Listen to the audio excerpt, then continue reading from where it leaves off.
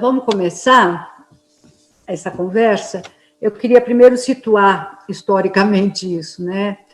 O André, que é nosso ex-presidente, é o presidente que me antecedeu, né? Com quem eu aprendi muito e ainda aprendo.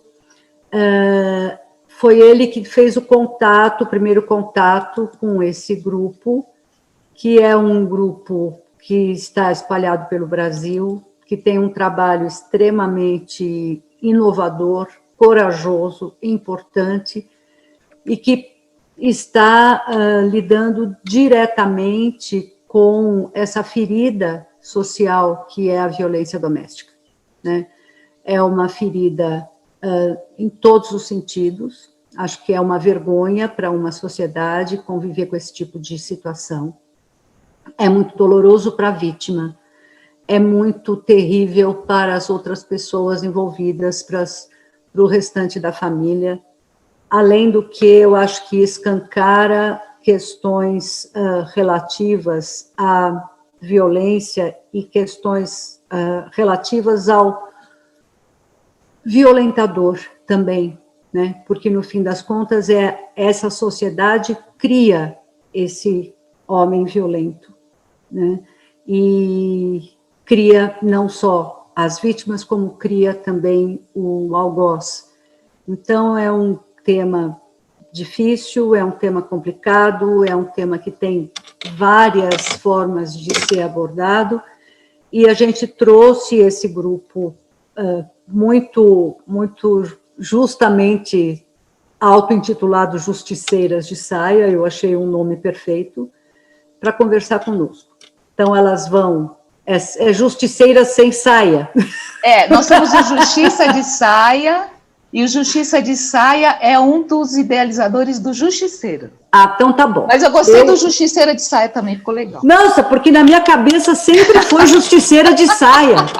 Olha, no final acho que eu gostei também. Eu rebatizei Justiceira de Saia, pronto. Não, sempre foi, olha que louco, desculpa aí a minha falha, né? Ficou sensacional. Então tá bom.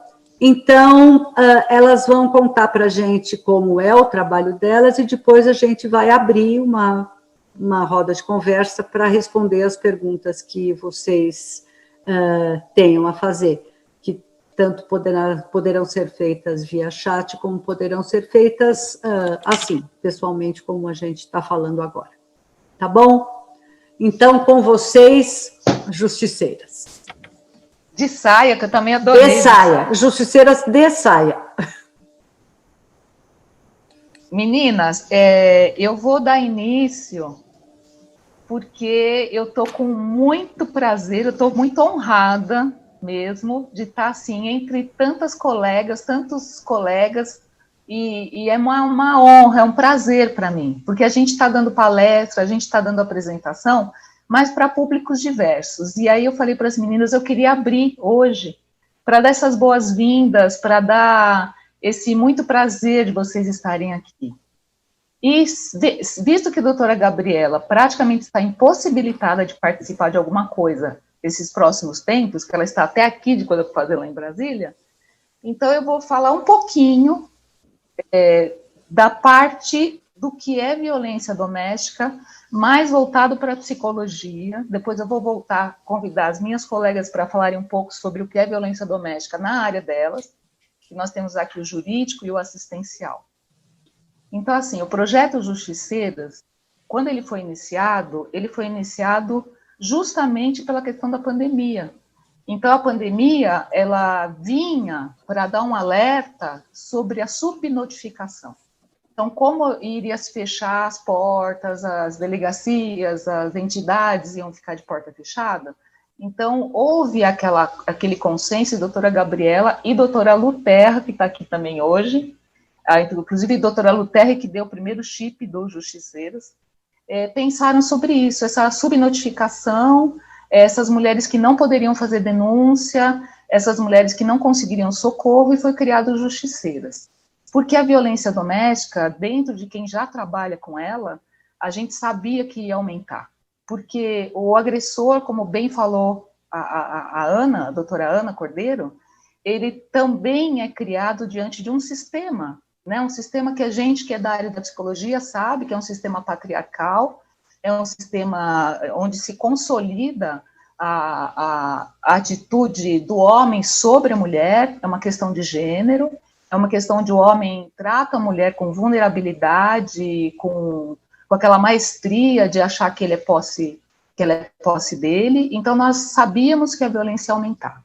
E a subnotificação poderia ser em larga escala. Bem, foi montado justiceiras. Então, da parte psicológica, a gente diz que a violência contra a mulher, na verdade, ela começa na questão institucional. Não é o homem que agride a mulher, é a sociedade patriarcal que traz para a mulher aquela questão do objeto. Então, ela se torna aquela relação objetal. Bem, o Justiceiras foi criado, e ele foi criado exatamente para que a mulher tivesse a chance de, num tocar de dedos, porque o projeto ele é inteiramente por WhatsApp. Então, a vítima se inscreve, é inteiramente por WhatsApp. E por WhatsApp, ela vai pedir socorro. Mas aí eu vou interromper um pouquinho, para que a doutora Luterra e a doutora Ana também falem um pouco da violência doméstica sobre a área delas. E aí a gente começa a apresentar o projeto e a gente vai trazer dados e vai trazer o famoso formulário que você adorou, né, Ana? Lu, Ana, quem quer falar um pouquinho? Posso falar?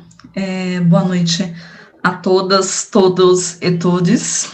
Acho que para a gente é muito importante estar aqui essa noite, falando um pouquinho mais a respeito do projeto Justiceiras, do qual eu hoje tenho muito orgulho de dizer que eu faço parte, porque em 6 meses nós alcançamos diversas vítimas do país e não só. Atendemos também pessoas brasileiras em outros países e também estrangeiras que acionaram Justiceiras, tanto as que estão no Brasil e também algumas vítimas fora, que eu me lembre de imediato, uma vítima do México, do qual nós conseguimos ajudá-la a se inserir na rede de atendimento local.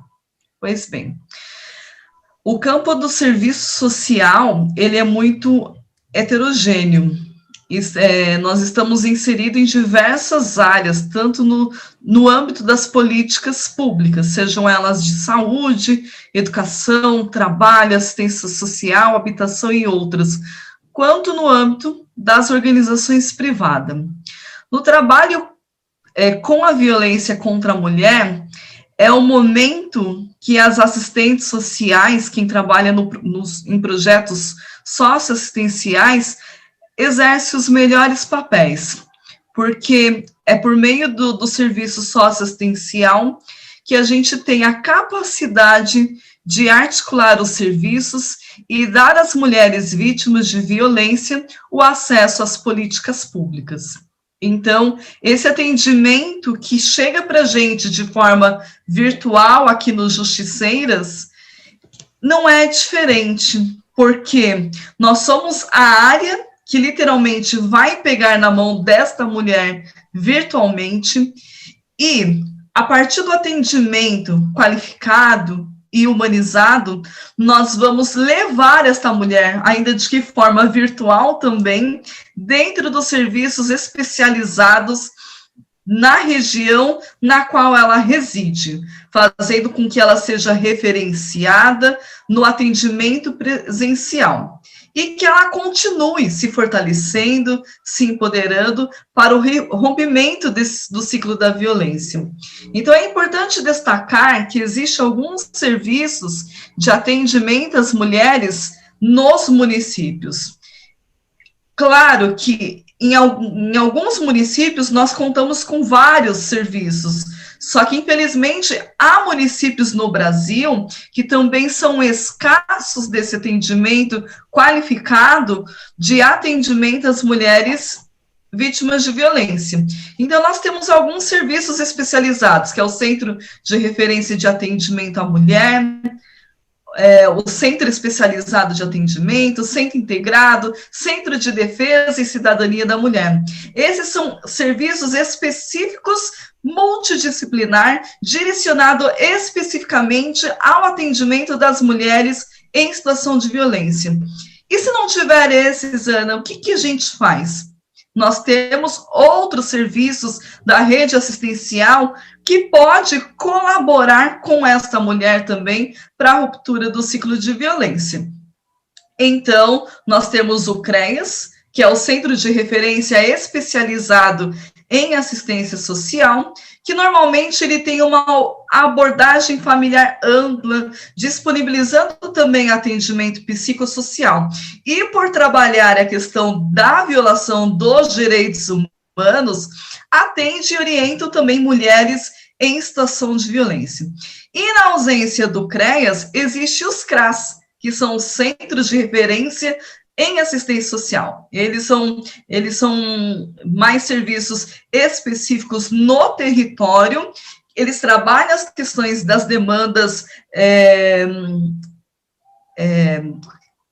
desculpa, me fugiu a palavra, financeira, quando a pessoa está desprovida, está com problemas financeiros, trabalha com a inserção de programas para que essa pessoa possa ter uma autonomia financeira. Em alguns casos também, nós das justiceiras do serviço socioassistencial, quando a gente percebe a questão que a questão emocional da mulher também está muito abalada, para além desse acompanhamento psicossocial específico no território, nós também podemos acionar a rede de saúde, através dos postinhos, ou UBS, como é conhecido, e através dos CAPs também, que é o Centro de Atenção Psicossocial, quando há agravamento na questão da saúde mental das mulheres. Então, só para a rede assistencial, a socioassistencial dentro dos justiceiras, é aquela que insere as mulheres nas políticas públicas para que elas tenham um acompanhamento psicossocial e não só, mas para que elas se empoderem, para que elas busquem os direitos dela e alcance também a autonomia financeira através dos programas de transferência de renda. Pois a gente sabe que muitas vezes essas mulheres não saem do ciclo de violência pela dependência econômica. Então, é importante que a gente também trabalhe com esses programas de empoderamento. Da minha parte, por enquanto, é só. A Lu já entrou? Sim, estou aqui. Boa noite a todos e todas. É um grande prazer estar aqui, porque eu sei da importância da psicologia integrada com a justiça, considerando que até dentro do projeto, dos 2.300 atendimentos que realizamos, 85% das mulheres relatam a violência psicológica. E nós sabemos que a violência psicológica é invisível, deixa marcas na alma da mulher e é a porta de entrada para todas as outras violências, seja física ou seja até, infelizmente, chegar ao feminicídio, porque ela mina a autoestima da mulher. As doutoras psicólogas e psicólogos sabem melhor do que eu, mas saibam que vocês têm meu respeito, meu carinho e minha admiração por todo o trabalho desenvolvido na sociedade. A Lei Maria da Penha, a Lei 11.340 de 2006, ela é uma lei de proteção e defesa dos direitos das mulheres. É uma lei que não prevê crimes. Embora muitas pessoas achem que é uma lei que prevê crimes, ela não prevê crimes, ela prevê mecanismos de proteção e defesa das mulheres e define os tipos de violência dos crimes cometidos. Aí nós entramos dentro do Código Penal. O único crime previsto na Lei Maria da Penha é o crime de descumprimento de medida protetiva, ou seja, quando já há aquele pedido de medida protetiva deferido e o agressor, o autor de violência, agressor, ele descumpre, seja entrando em contato com a vítima de forma virtual ou física. Aí é um crime enquadrado dentro da Lei Maria da Penha, passível até de prisão em flagrante. E dentro da lei define a violência doméstica como a violência dentro das relações íntimas de afeto. O que isso significa? Significa que são relações pautadas pela confiança, por algum relacionamento em que a mulher fica mais vulnerável, seja relacionamento intrafamiliar, de parentesco, já teve até a aplicação da Lei Maria da Penha para o caso de empregadas domésticas, ou seja, como a maioria dos casos, as relações íntimas de afetos que envolvem companheiros, ex-companheiros, marido ou ex-marido. Mas é importante lembrar também que a Lei Maria da Penha prevê a proteção da vítima mulher. O sujeito passivo da lei é sempre mulher, e a lei fala em gênero.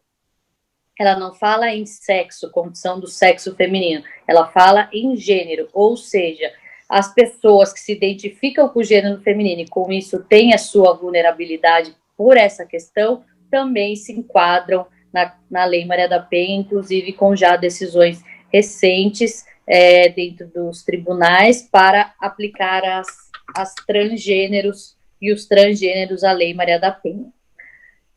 O sujeito ativo da lei, ou seja, o autor, ou o agressor, ou agressora, ou autora, independe do sexo.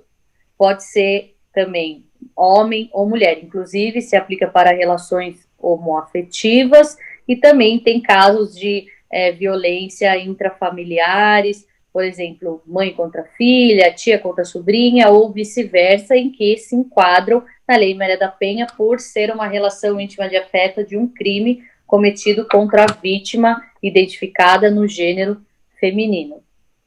Na lei, ela prevê a violência física, que é a violência em que tem as marcas aparentes, escoriações,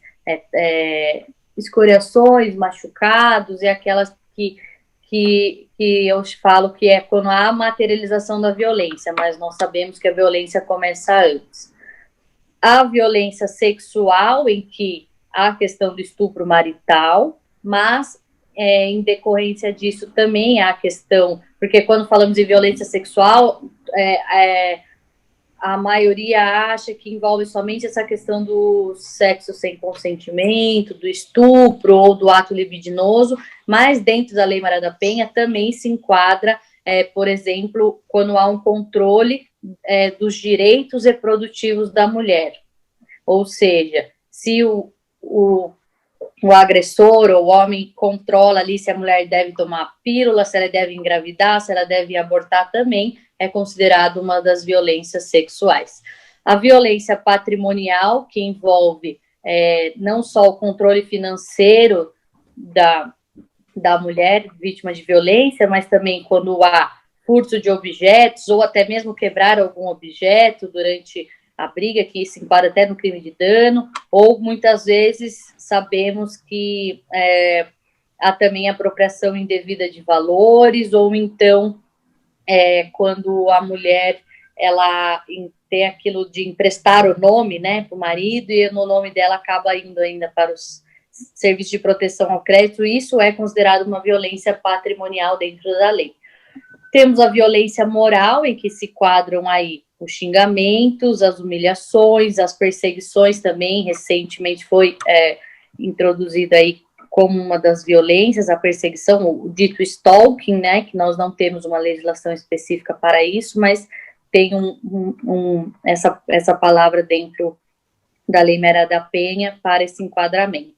A violência psicológica, que todas sabemos que é a que humilha, que deixa a mulher sem autoestima, com a autoestima destruída através de violência verbal, e todos esses desencadeamentos que muitas vezes desenvolvem até, muitas mulheres elas não chegam a sofrer violência física, mas a psicológica é tão presente que elas chegam a desenvolver uma fibromialgia, uma síndrome do pânico, uma depressão. E lembrando que no Código Penal, no artigo 129, que fala sobre a lesão corporal, fala lesão corporal à saúde de outrem. Então, é comumente utilizado e sabido aí por todos e todas que a lesão corporal à saúde, muitos encaram como a violência física, o tapa, o chute, a agressão. Só que, ultimamente, felizmente, graças aos pleitos aí das advogadas e dos advogados também que trabalham na questão de gênero e com os laudos psicológicos, já temos muitas decisões em que esse artigo que fala lesão à saúde de outrem enquadra-se a lesão à saúde psíquica da mulher, ou seja, conseguimos já condenações e medidas protetivas por violar a saúde psicológica da mulher. Sabemos o quanto isso, às vezes, fica desacreditado, ou é difícil de provar, mas, ultimamente, temos tido os avanços em que, através de laudos e desenvolvimento dessas patologias, infelizmente, as mulheres têm essa proteção legislativa a seu favor. E o nosso papel dentro das justiceiras é de orientação, de ser esse pronto-socorro emergencial para a mulher, porque muitas nem sabem que estão sofrendo qualquer tipo de violência, às vezes acham que estão exagerando ou que não é bem aquilo, e quando elas chegam até nós, elas têm esse despertar. Então, no jurídico, nós prestamos orientação e abrimos as portas do sistema de justiças para a mulher nos encaminhamentos, seja para uma defensoria pública, para o Conselho Nacional do Ministério Público, para o fortalecimento em fazer o boletim de ocorrência online, inclusive agora na pandemia teve a Lei 14.010, em que todos os estados devem ter o boletim de ocorrência online, que foi um facilitador, até mesmo por conta da locomoção da mulher, e muitas vezes a mulher não tem dinheiro aí para ir até a delegacia fazer um boletim de ocorrência.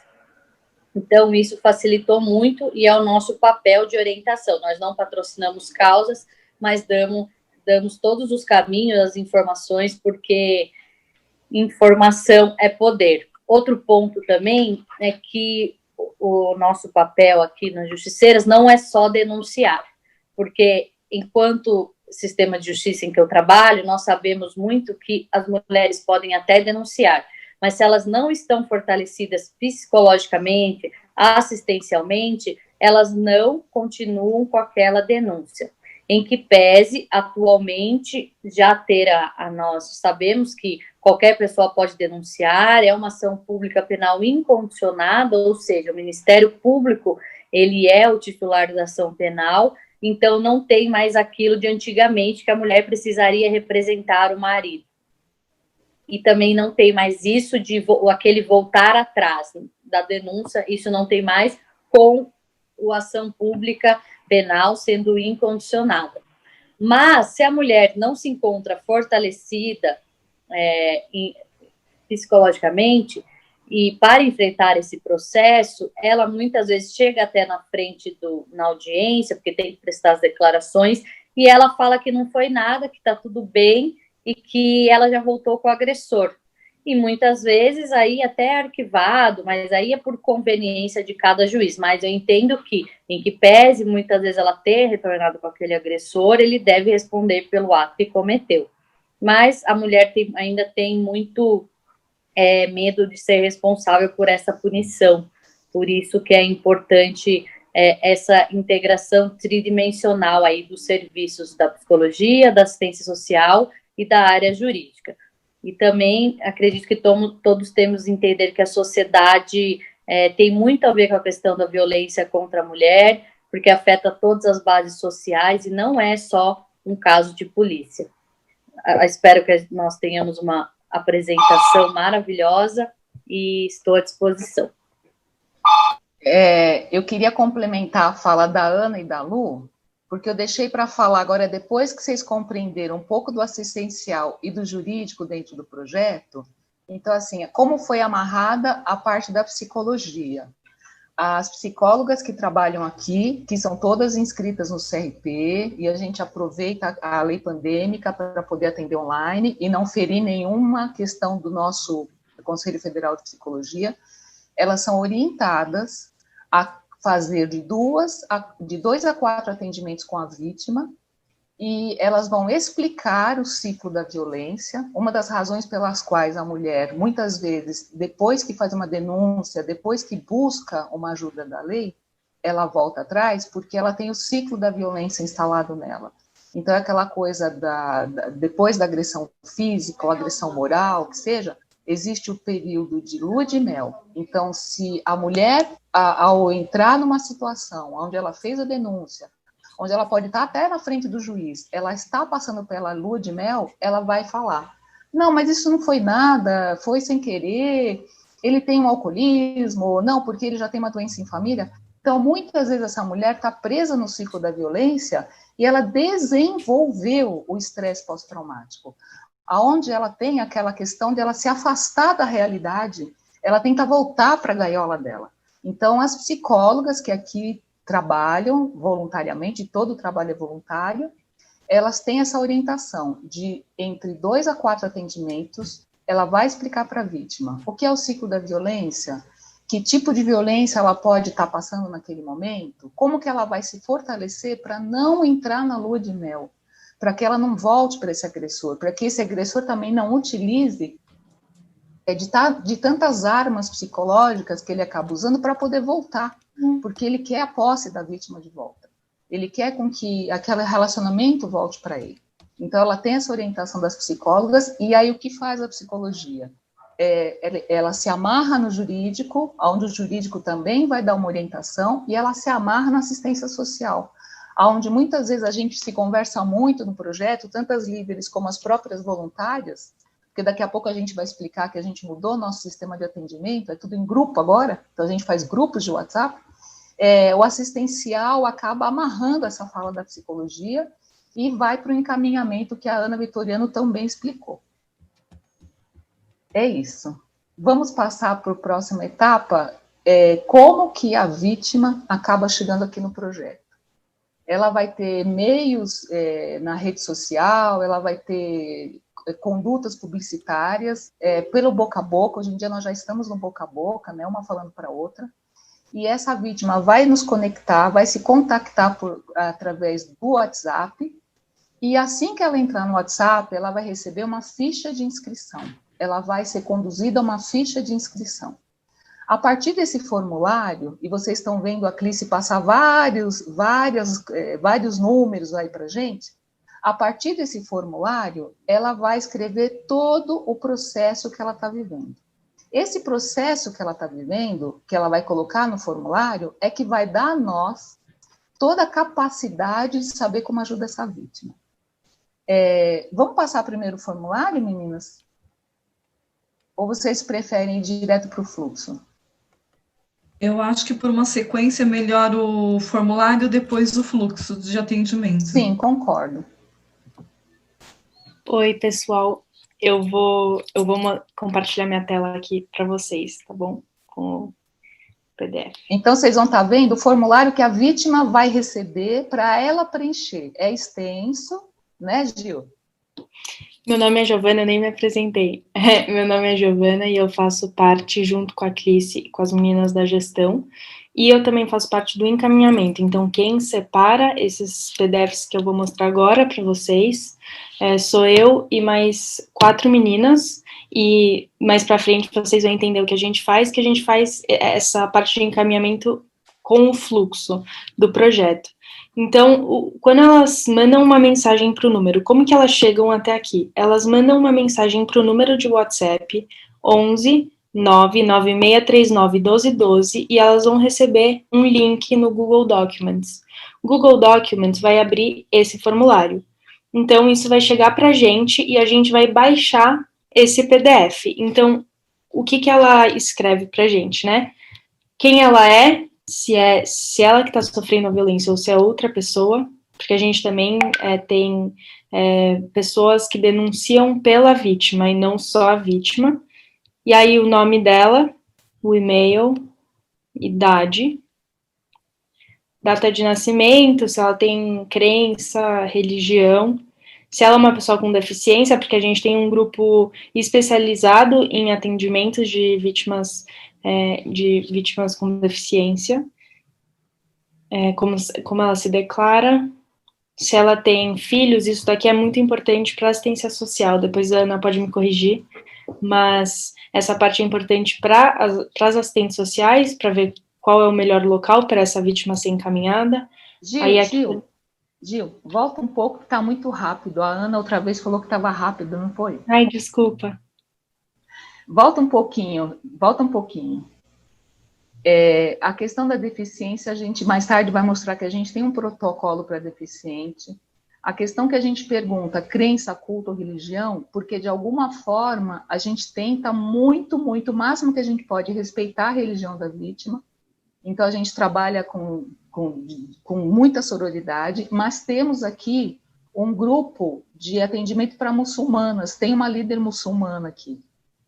A gente tenta ao máximo, mas temos a liderança muçulmana. Um pouco antes, mas eu acho importante abordar também, com relação à questão da religião, porque estudos mostram que no Brasil, 40% das mulheres que são vítimas de violência se declaram evangélicas, cristãs.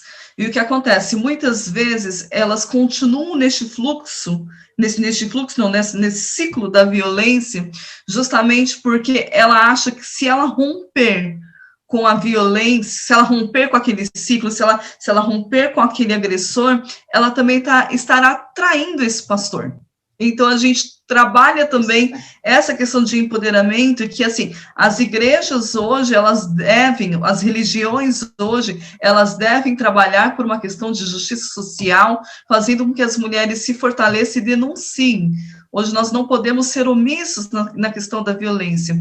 E quando a gente tem dados que quantificam isso, o quanto que a religião influencia para a não ruptura do ciclo da violência, nós temos que investir no empoderamento dessas mulheres, no sentido de que a religião, ela não deve estar superior à questão da dignidade humana dela, que ela deve pensar primeiramente nela. E as mulheres, elas se declaram, as que trazem os relatos da religião, a gente sabe, a gente tem a percepção do quanto isso é forte para impedir, muitas vezes, algumas tomadas de decisões. Desculpa.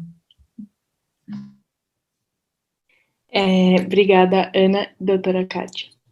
Então, e aí, se ela tem filhos, né, situação de trabalho, se ela é empregada com carteira de trabalho assinado, sem carteira, a gente recebe, assim,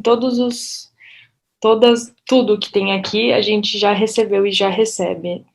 Esse estudo socioeconômico, ele é importante, principalmente para a gente que é da área da assistência, porque a partir do momento que a gente recebe esses dados, a gente sabe aí, a gente já começa a prever os encaminhamentos necessários para essa mulher.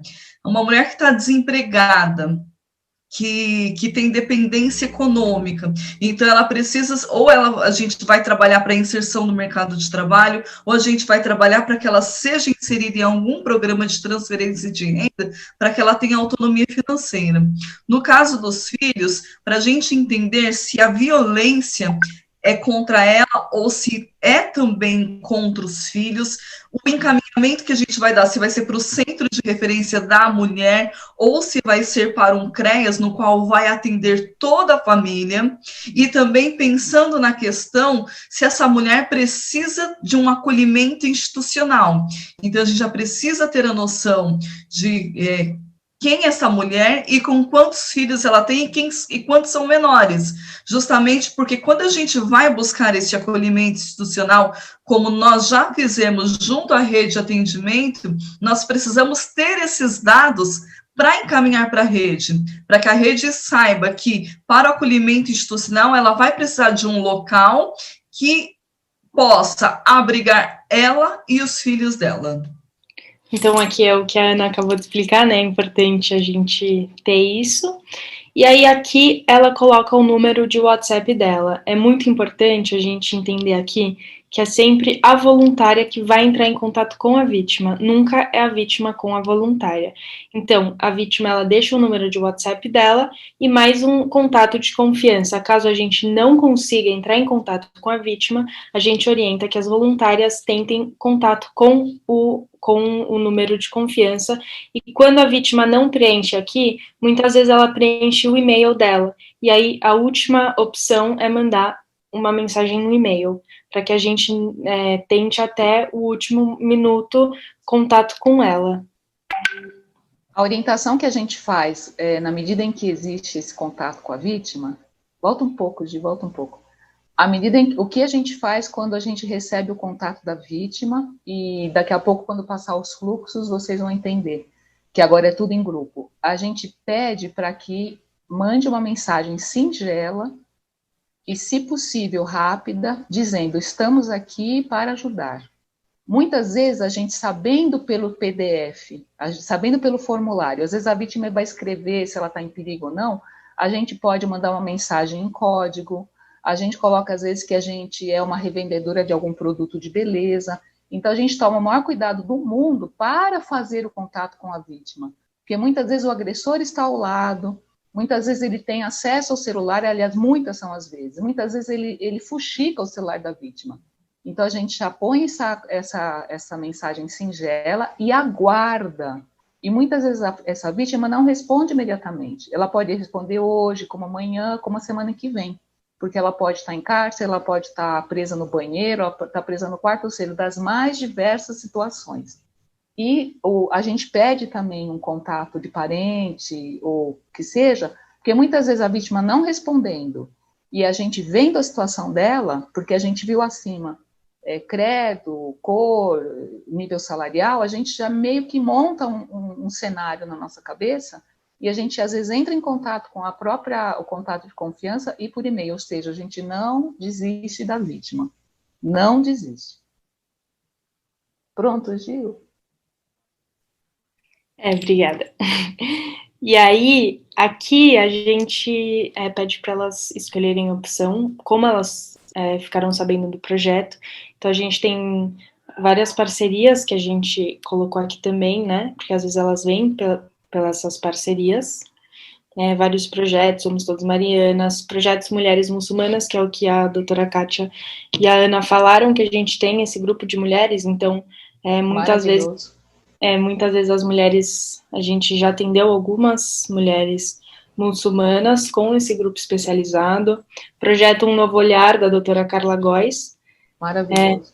Esse projeto Um Novo Olhar, ele tem por objetivo de reconstruir as faces das mulheres que foram violadas fisicamente.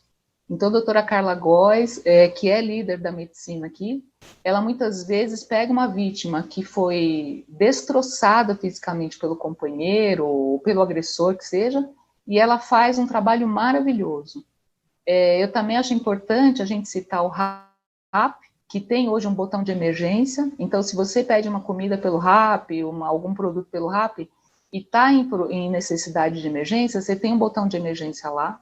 A Lady Driver hoje ajuda muito o projeto, muitas vezes transportando uma vítima que precisa sair de casa, que precisa ir embora, que precisa de um abrigo sigiloso, que precisa ir para um médico ou alguma coisa, nos ajudam profundamente.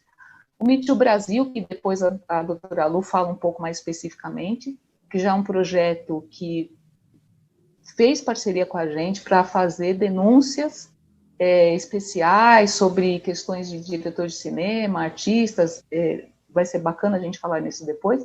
O Vamos Mulherar, que é um projeto maravilhoso, ou seja, nós temos tantos parceiros que estão aqui conosco numa ajuda especialíssima. E aí aqui é também importante, a gente pede o endereço da vítima, onde ela mora, porque temos líderes locais que fazem a busca por, assim, ajudam muito as assistentes sociais, buscando CREAS, CRAM, mais perto daquele local, então a gente tem essas lideranças locais justamente para fazerem isso, para que seja mais rápido o nosso atendimento. Doutora Ana, é isso, né? Tá certo, né? Isso. E aí, se a gente pode usar o endereço dela para encontrar ela, porque às vezes, em casos muito específicos, às vezes a gente precisa chamar a polícia. Quando ela está presa, ou quando ela está em cárcere, a gente precisa chamar a polícia nesse local. Então, aqui é muito importante ela liberar isso para a gente, porque senão a gente não pode fazer isso.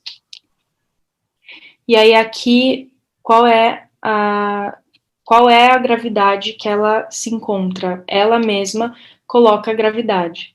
muitas vezes, às vezes ela coloca urgente, mas a gente entende que é uma emergência, às vezes ela coloca não urgente, e a gente entende que é uma emergência. Todos os casos, eles são filtrados e passados pelo time do encaminhamento, e a gente separa isso conforme a gravidade. Às vezes a vítima, ela escreve que não é urgente, mas quando ela escreve o relato, a gente entende que é urgente, então a gente faz esse encaminhamento antes do que os outros. A gente dá prioridade para os encaminhamentos de emergência. E aí, onde ocorreram os fatos, é importante saber também, porque às vezes a violência não é só em casa, né? Tem no trabalho, ruas ou ambientes. A gente tem um time também para a violência que acontece em internet, o WhatsApp. A gente tem um time especializado para isso também. Depois a Lu pode falar sobre os protocolos também, que a gente tem vários protocolos dentro do projeto. Quando isso aconteceu, a data, é importante a gente também saber.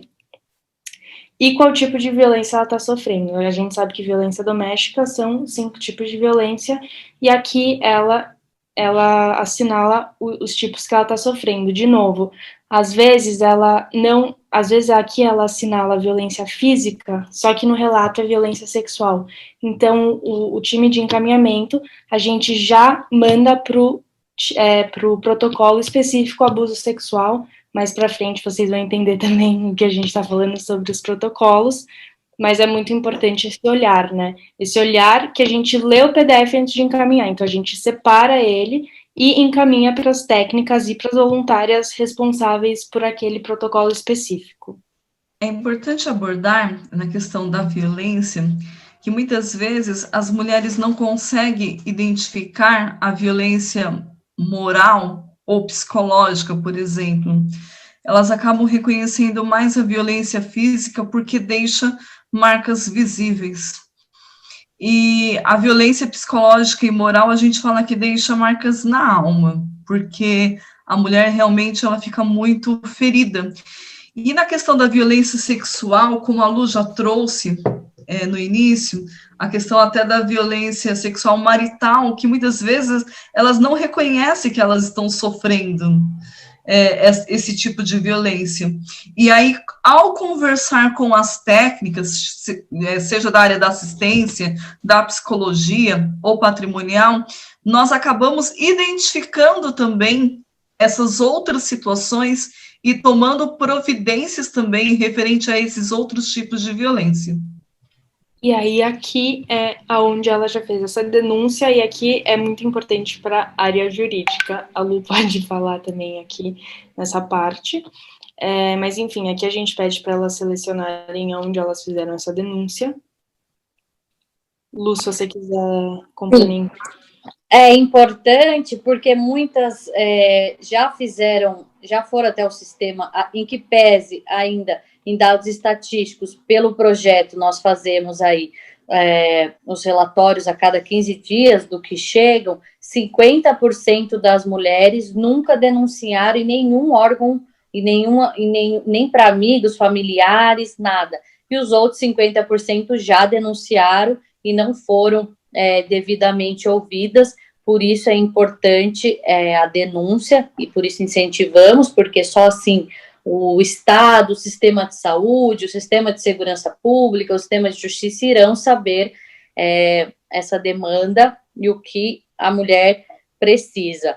Mas no projeto, mais de 50% nunca denunciou. E caso haja a denúncia, é importante também sabermos se já houve, aonde ocorreu, se já há o boletim de ocorrência para pedir providências, se já há uma medida protetiva em vigor, porque aí entraria no crime de descumprimento de medida protetiva, se são outros fatos, até fala sobre a data dos fatos, para também nos atentarmos à questão da prescrição do crime, se já está dentro do prazo legal para denúncia, porque também tem isso que deve ser observado, e então é importante esse campo para todas as advogadas fazerem um atendimento adequado.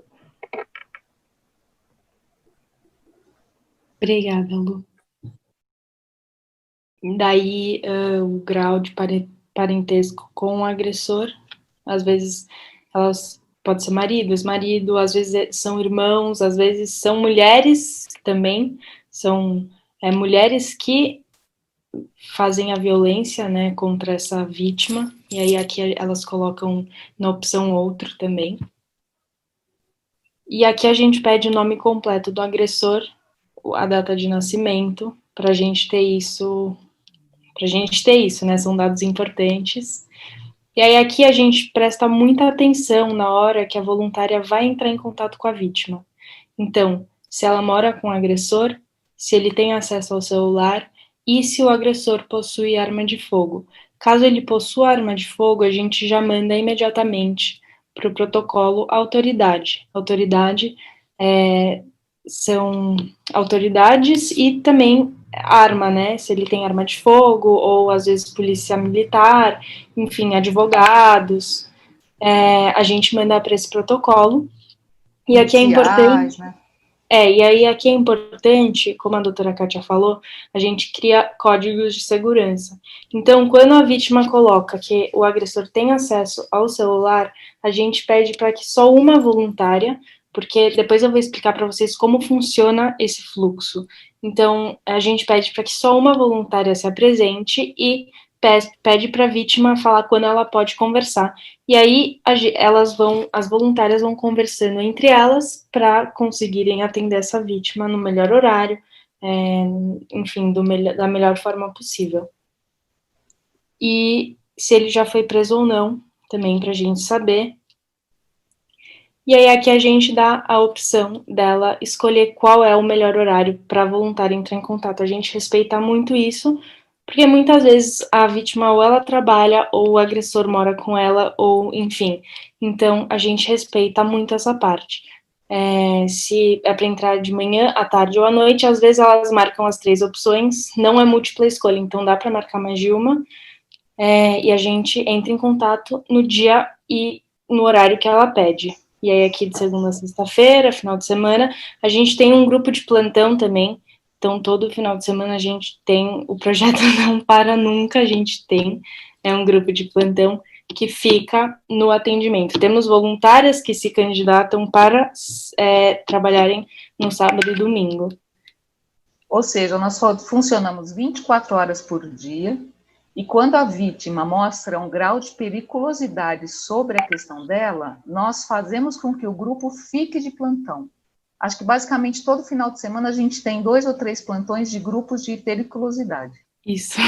Teve um plantão que a gente recebeu 14 casos emergenciais. Foi o que mais bombou. Foi uma loucura, mas a gente conseguiu atender essas 14 vítimas no sábado e no domingo. É triste, mas a gente fica feliz quando consegue. E aqui, de novo, a vítima escolhe qual é o melhor jeito. A gente já recebeu vítimas analfabetas. Então, às vezes, é muito importante que as voluntárias saibam. As vítimas analfabetas, às vezes a gente do encaminhamento liga para a vítima, porque ela manda mensagem e ela manda áudio.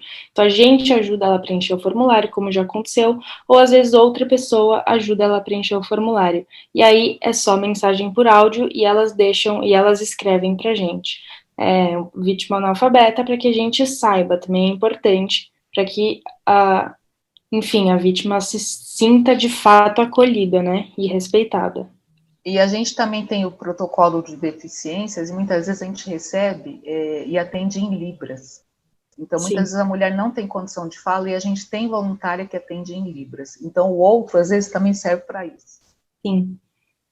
Ou seja, a gente não deixa escapar a vítima de jeito nenhum. E aí aqui é o relato, aqui que eu falei para vocês. Às vezes elas escrevem aqui, e elas não sabem que elas sofreram um abuso, elas escrevem, eu não quero ter relações com meu marido, mas ele me força. Então ela não necessariamente sabe que ela está sofrendo um abuso, mas a gente entende que é um abuso, então a gente manda para o protocolo abuso e a gente ajuda ela dentro desse protocolo, com as mulheres especializadas nesse protocolo. E aí, aqui ela registra que são verdadeiras, e se ela está ciente que ela vai receber esse apoio por WhatsApp, porque como a doutora Kátia, a Lu e a Ana falaram, o nosso projeto é 100% online, então não atendemos presencialmente, então tudo é feito online, é um pronto-socorro, a vítima chega, a gente faz orientação, a gente acolhe e a gente encaminha. A assistência social é sempre a que faz esse encaminhamento, e a psicóloga, depois dos 4 atendimentos, ela finaliza, porque a vítima vai ser encaminhada e vai ser atendida para onde ela foi encaminhada. E a gente tem uma parceria, se a Clícia quiser falar um pouco, ou a Lu, com a Ouvidoria das Mulheres do Conselho Nacional do Ministério Público. Então, esse é o motivo da ausência da doutora Gabriela, né, gente? Então, esses casos, a gente tem uma parceria com o CNMP, e eles são automaticamente encaminhados quando a vítima marca sim. Se a Cli ou a doutora Lu quiserem falar melhor sobre isso. Lu?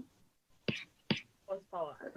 Sumiu, Clícia? Oi, gente, boa noite, eu sou Clícia, sou da gestão também, juntamente com a AG e a doutora Lu, e nós enviamos automaticamente, como a Giovana já falou, todos os PDFs das vítimas, né, para o Conselho Nacional do Ministério Público, é o canal da Ouvidoria das Mulheres, e a doutora Gabi agora, antes ela estava como membro auxiliar, agora ela está como membro colaboradora, fomentando essas políticas públicas dentro do Conselho Nacional.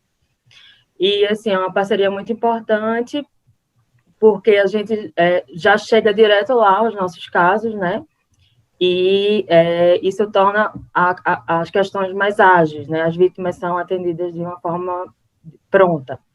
Por exemplo, e principalmente os mais graves, né? Por exemplo, a gente recebe muitos PDFs graves, a gente já encaminha automaticamente, eu já falo com a assessora do ouvidor, e ela já encaminha para o promotor local, aí a gente coloca como uma prioridade, porque aquele caso é muito urgente, e isso ajuda muito no fluxo, e também tem um fluxo reverso, eles mandam também casos para a gente atender, por nós termos uma rede multidisciplinar.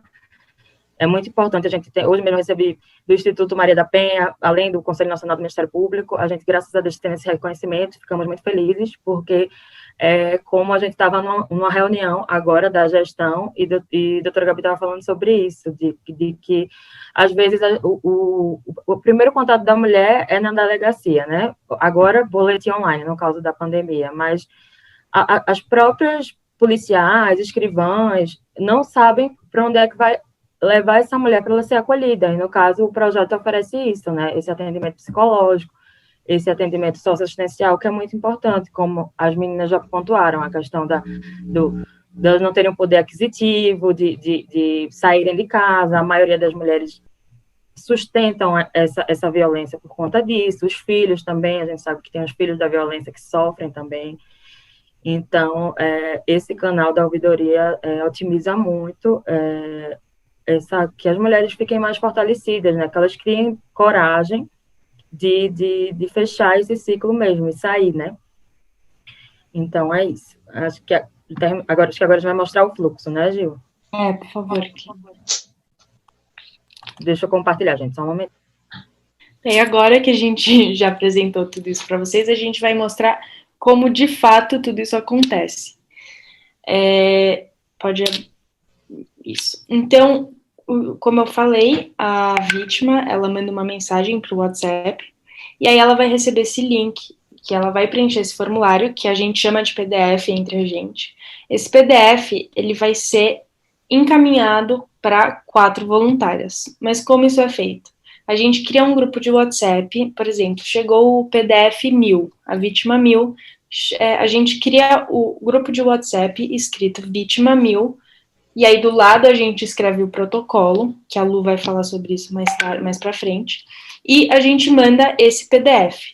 Como a gente faz isso? A gente pega 4 voluntárias, então, o nosso projeto é composto por assistentes sociais, psicólogas, redes de apoio, advogadas e médicas. Então, a gente pega uma voluntária de cada área, rede de apoio, psicóloga, assistente social, advogada.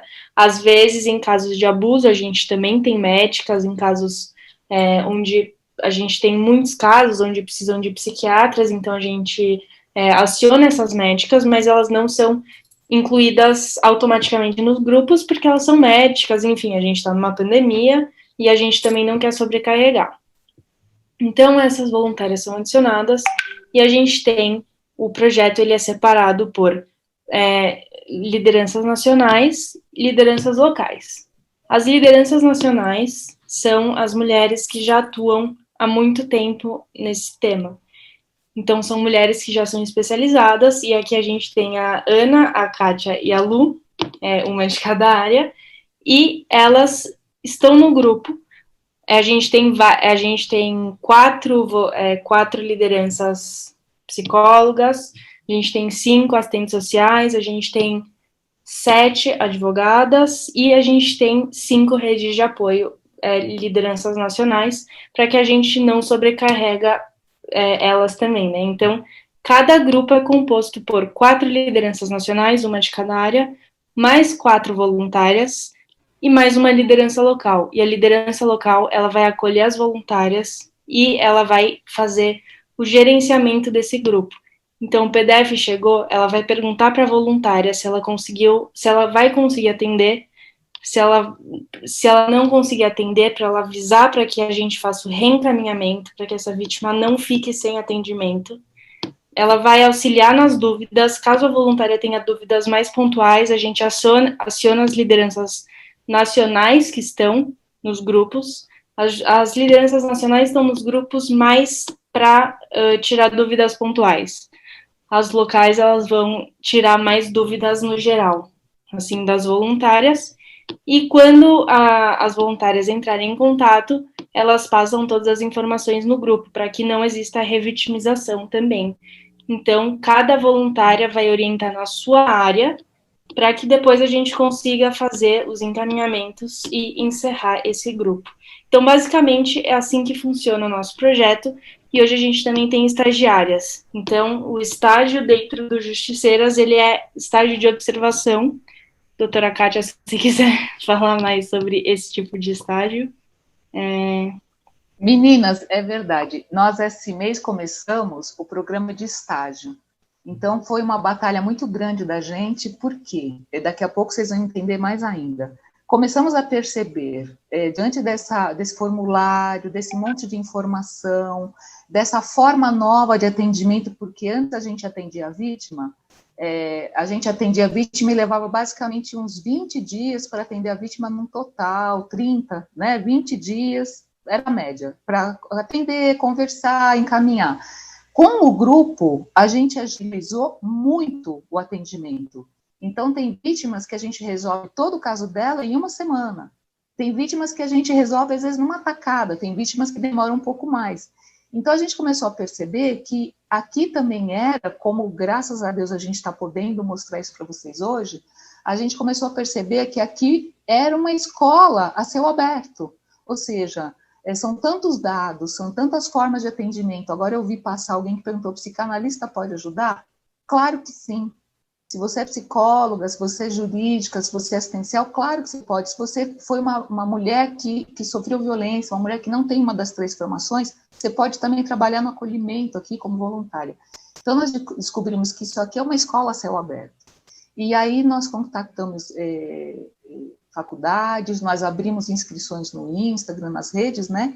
E agora a gente trabalha com estagiários. Nós estamos com o primeiro grupo de estagiários aqui no Justiceiro.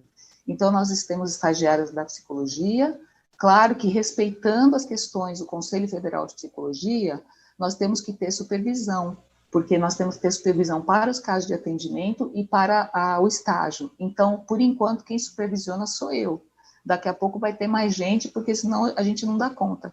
Tem também Só para pontuar também, as estagiárias, elas não entram em contato com a vítima. Isso. Elas estão no grupo para observar o andamento do grupo. Por exemplo, estagiárias advogadas, por exemplo, elas podem ser acionadas para ligarem para alguma delegacia, para fazerem esse papel mais pontual também, mas elas não entram em contato com a vítima, por quê? Porque a gente não pode fazer com que a vítima receba informações erradas. Então, é muito importante que a vítima, ela receba a orientação de acordo com a profissão. Não dá para a gente pedir para uma estagiária dar alguma orientação, porque ela não é formada ainda. E quem é formado, a chance de dar informação equivocada é muito menor do que uma estagiária, então a gente não faz, a gente não deixa as voluntárias, as estagiárias entrarem em contato, só para deixar claro, porque isso é uma responsabilidade muito grande. Para nós e para elas também. Foi discutido aqui, porque as estagiárias nas faculdades, né, a gente sabe disso, elas entram em contato com as pessoas que se inscrevem na faculdade para atendimento. Mas é um atendimento muitas vezes presencial, na maioria das vezes é presencial, ou seja, até o começo do ano era presencial, e sempre na presença de um grupo de supervisores. No caso aqui dos justiceiras, a gente achou melhor não entrar em contato com a vítima, porque não havia esse ambiente para que a gente reproduzisse, então é tudo muito novo. Talvez um dia a gente consiga, né, essa modificação. E também são muitos casos.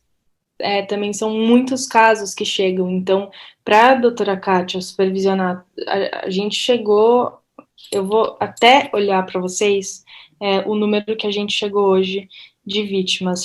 Hoje entraram umas 30 vítimas, a gente chegou no caso 2.381, então hoje a gente fechou nesse número, mas chegam em média, segunda-feira sempre chega mais, mas em média por dia a gente recebe entre 10, 15, estourando 20, hoje entraram 30, então são muitos casos para a gente para a doutora Kátia supervisionar, porque, enfim, não dá. E a doutora Kátia também não está em todos os grupos, porque a gente divide, a gente tem 4 lideranças nacionais para que não sobrecarregue, enfim, a mesma coisa com as outras áreas. As voluntárias, então, elas entram em contato e elas confirmam disponibilidade. Caso elas não possam atender, elas avisam a gente do encaminhamento. E a gente faz essa substituição. A gente pede para que o prazo seja em até 48 horas. Mas, quando a gente monta o grupo, a gente já pede para elas tentarem entrar em contato naquele momento. Porque quanto mais rápido a gente conseguir entrar em contato, mais rápido a gente vai conseguir ajudar essa vítima. O prazo é em até 48 horas. Caso a voluntária não responda em até 48 horas, ela é automaticamente trocada. Então, passou esse prazo, a gente reencaminha, a gente coloca outra voluntária para atender. Pode passar aqui. Então, aqui foi o que eu expliquei. Sobe um pouquinho. Aí. Aqui a gente tem um encaminhamento, a gente cria o grupo. Aí a gente tem protocolos especiais. E agora a Lu vai falar, se ela quiser, né, os protocolos especiais dentro do projeto. Claro, obrigada, Jo. Rapidinho, só para poder vocês entenderem o que são esses protocolos. A gente do encaminhamento já tem esses protocolos. Quando chega o relato ou o tipo de violência, a gente já separa para os protocolos que a Lu vai explicar agora. Nós temos os protocolos especiais porque há casos em que tem a sua especificidade aí e que deve ser observado por todas as áreas, jurídica, psicológica, assistência, rede de apoio ao acolhimento e médica. A violência doméstica geral, em que são as agressões mais comuns entre companheiro, ex-companheiro, marido, ex-marido ou companheira, né? Aí os crimes cometidos por autoridades ou com superioridade hierárquica, ou com uso de arma.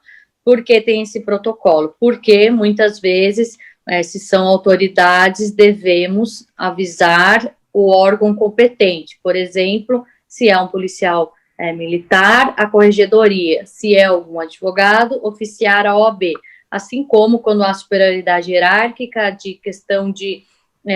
já tivemos muita denúncia contra médicos também, então devemos aí levar em consideração essa questão desse poder de autoridade, e com o uso de arma, porque também dentro da Lei Maria da Penha há medida protetiva de suspensão do porte de arma, ou se muitas vezes, por exemplo, se é um policial militar ou até um segurança, um guarda, deve também ser avisado o seu o seu órgão responsável para que ele saia desse tipo de frente de atuação dentro da instituição em que precisa utilizar arma. Aí o abuso sexual, em que tem chegado muitos casos de menores de idade com abuso sexual, em que deve ser acionado o Conselho Tutelar de forma compulsória, e geralmente nos casos de abuso sexual há uma médica no grupo, porque dentre as lideranças médicas temos a doutora Camila Pinheiro, em que ela é médica ginecologista e tem as especificidades na questão dos protocolos de profilaxia, na questão legal também quanto à prescrição do crime, porque teve uma mudança legislativa muito recente, que agora todas as ações são públicas incondicionadas, né, como eu falei anteriormente, mas antigamente não era, a vítima tinha 6 meses para essa representação. E aproveitando para falar sobre o Me Too Brasil, em que acho que enquadraria mais nas questões da violência sexuais, o Me Too Brasil é uma campanha que todas, assim, veio dos Estados Unidos, com a questão do diretor norte-americano Harvey Weinstein, porque ele veio aquele movimento das atrizes, Nicole Kidman, Penélope Cruz, para denunciar no meio do cinema e do audiovisual. Dessa forma, uma amiga nossa e advogada, Marina Ganzaroli, resolveu trazer o Brasil à campanha, motivado pela denúncia de um produtor cultural brasileiro, em que houve 32 vítimas com o mesmo relato de abuso sexual. Até esse final de semana nós pudemos acompanhar aí o diretor da Rede Globo, que está também com esse tipo de denúncia, porque o Justiceiras, ele parece ter esse viés mais de violência doméstica, violência intrafamiliar, com vínculo de parentesco ou relação íntima de afeto, em que pese nós recebemos todos os tipos de casos, mas o Me Too ele veio para amplificar essa voz e trazer também a questão das outras violências, seja principalmente no mundo do cinema, do audiovisual, da televisão, mas também nas relações de superioridade hierárquica, como as relações de trabalho ou líderes religiosos, e aí utilizamos toda a plataforma das justiceiras, toda a estrutura para o atendimento dessas vítimas também. Aí tem a questão do assédio moral e sexual no trabalho, que devemos observar aí a CLT, né, que é a Consolidação das Leis do Trabalho, assim como o afastamento da mulher, a forma que deve ser feito, considerando que já tem a decisão aí do Superior Tribunal de Justiça, em que deve ser encarado como um auxílio-doença, esse afastamento, e pago pelo INSS.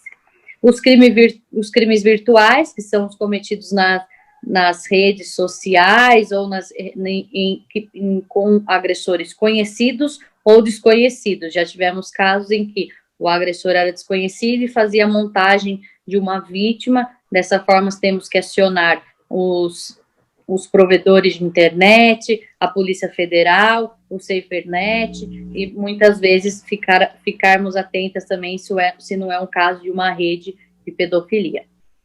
O Estatuto da Criança e do Adolescente, porque nós temos o ECA, então nós devemos, em todo caso que chega menor de idade, acionar o Conselho Tutelar de forma compulsória, considerando que isso nós podemos até sofrer uma infração administrativa pela omissão de não denunciar os crimes cometidos contra crianças ou adolescentes. O Estatuto da Pessoa Idosa, em que há o Estatuto do Idoso, em que há crimes específicos, como apropriações de cartão, de benefício previdenciário, que devemos observar, assim como as penas mais agravadas aí, e também uma prioridade na tramitação.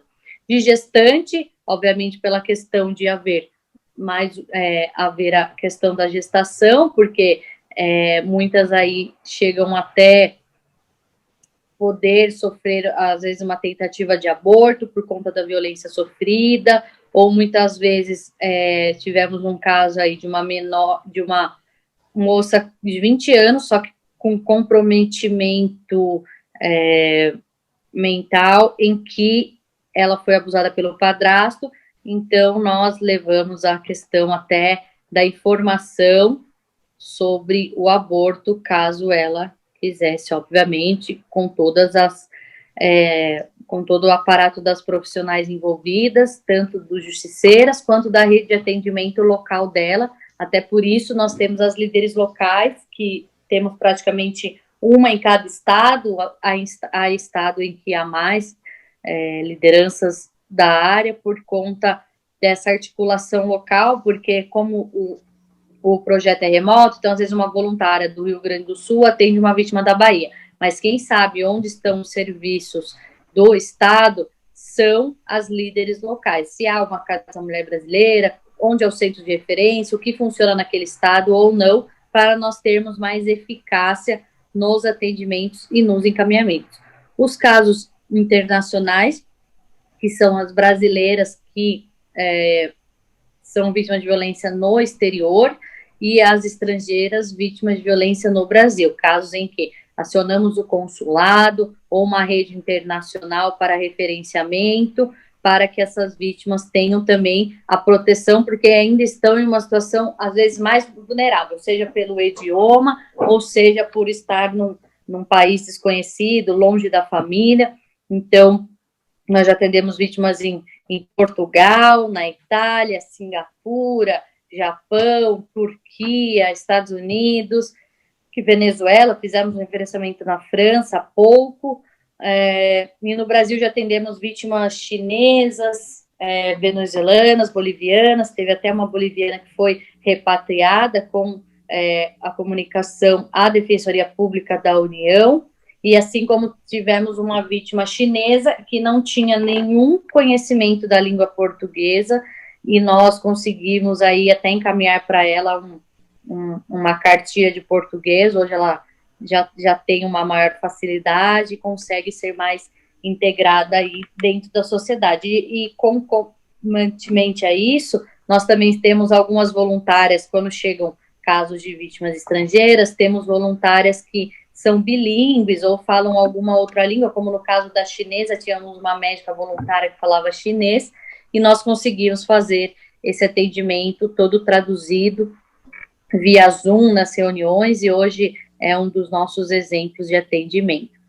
Os casos dos líderes religiosos, nós temos um grupo, é único que nós temos um grupo específico, porque os casos, eles demandam uma atuação mais demorada, porque as vítimas estão mais fragilizadas pelo medo do abuso, da questão da ameaça espiritual, da ameaça, acharem que o abusador, o agressor, ele tem um poder político, econômico maior ou de fé. Em muitos casos, na hora que chega de um líder, chegam 20, 30 vítimas de uma vez só. Então, nós temos uma força-tarefa específica para esses casos que, infelizmente, já atendemos em todas as religiões. Em todas as religiões já atendemos casos de abusos de líderes religiosos. As mulheres com deficiência, por conta do Estatuto da Pessoa com Deficiência, e também pela questão da acessibilidade, nós temos a parceria com o projeto Todas em Rede, que é do governo do estado de São Paulo, em que o formulário da justiceira é disponibilizado também para quem há dificuldade na visão ou não tem a visão 100%. Então, se vocês entrarem dentro do formulário, há um campo lá em que o formulário é ditado para as mulheres com deficiência. Mas também já recebemos casos de mulheres cadeirantes, em que devemos acionar o CRAS, CREAS, mais próximo, explicar a situação muitas vezes para a Ronda Maria da Penha, para a Polícia Militar, Polícia Civil, em que há esse agravante. Mulheres trans já atendemos, assim como homens trans também, porque são encaminhados aos centros de referência da diversidade, e muitas dessas violências são violências por conta da família, violência transfóbicas. Então, a doutora Kátia depois pode até complementar, mas psicologicamente eles chegam muito abalados, muitos com ideações suicidas. Então, nós temos que ter um cuidado, um outro olhar, até mesmo para não cometermos aí uma violência institucional, considerando que muitos preferem usar o nome social o prenome ele ou ela, também é importante termos essa sensibilidade para não cometermos mais nenhum tipo de violência. E também temos a questão da intolerância, do racismo, do preconceito e da discriminação, que temos aí a lei contra o racismo, que também é em decisão recente, o Superior Tribunal Federal atribui as questões contra LGBTQI+, no crime de racismo. Então, nós também temos esse protocolo aí. Infelizmente, no último relatório que tivemos, mais de 50% das vítimas são mulheres negras. Então, muitas vezes, há o recorte de gênero da violência doméstica, junto com a questão do racismo, que daí é o enquadramento de outro crime em que devemos observar também. Obrigada, Lu. Pode passar, Cli, por favor. Daí, aqui a gente tem o mapa, né, mostrando nossas lideranças locais. A gente tem praticamente no Brasil inteiro. A gente já tem 50 lideranças locais que fazem isso pra gente, que nem a Ana falou, a doutora Kátia, a Lu. E aqui, pode passar aqui. E aqui a gente vai mostrar para vocês alguns dados do projeto. Então, esses dados foram recolhidos através do formulário. Por isso que a gente mostrou o formulário antes, porque são muitos dados recolhidos. Só para esses Giovana, dados... eu acho que é importante falar o seguinte, eu vi aqui algumas pessoas perguntando também como serem voluntárias no projeto, né? Da mesma forma que a vítima precisa desse atendimento, precisa preencher um formulário para ser atendida pelo projeto, nós também temos um formulário para as pessoas que desejam ser voluntárias do projeto. Então, pode entrar também em contato com o mesmo número do Justiceira, no qual a gente vai disponibilizar também este formulário para as pessoas preencherem. Isso, Ana, obrigada. Eu vou pôr aqui para vocês no chat o número do celular do Justiceiras para vocês mandarem mensagem, caso vocês queiram ser voluntárias, ou também para mandar para as pessoas divulgarem esse número para a gente conseguir atender o maior número de mulheres, né? É 911 99639 1212. Eu mandei aqui no chat para vocês também gravarem. Então, aqui são os dados. Esses dados, eles foram colhidos no dia que o projeto fez 6 meses. Então, já faz umas semaninhas. Então, esses números aumentaram. Mas aqui, como eu falei para vocês, a gente já atendeu mais de 2.312 vítimas. Temos hoje 3.815 voluntárias, 81 lideranças locais e nacionais, 520 assistentes sociais. Esses números, eles são mais ou menos esses, aumentaram um pouquinho. 520 assistentes sociais, 350 psicólogas, 1.300 advogadas, 1.500 redes de acolhimento, 52 médicas. Então, a gente percebe que a gente tem muita rede e muita advogada. Redes são mulheres que gostariam de atuar, mas não são técnicas. Então, quem quiser ajudar, a rede de apoio, ela é para ser amiga da vítima, ela não faz orientação, ela não orienta sobre onde a vítima tem que ir para fazer a denúncia, ou qual lugar ela precisa procurar para ser encaminhada. A gente pede para que a rede de apoio não oriente, porque, como eu falei, da mesma forma que eu falei sobre as estagiárias não orientarem errado, a gente também não quer que a rede de apoio dê uma informação errada, porque não é justo com a vítima. Então, a rede de apoio, ela tá para ser amiga da vítima, para ser a mão, né, para ser o ombro. A gente teve eu e a Lu, a gente trabalhou num caso onde a gente conseguiu, depois de uns 4 meses, com que a vítima, ela teve a medida protetiva, enfim, e ela falou que o projeto Justiceiras foi a mão amiga no fundo do poço. Então, a rede de apoio é para ser essa amiga. Pode passar, Cli. E esse é o nossa apresentação para vocês. Muito obrigada. Eu tenho uma pergunta básica. Como as vítimas ficam sabendo o celular de vocês e sabendo de vocês?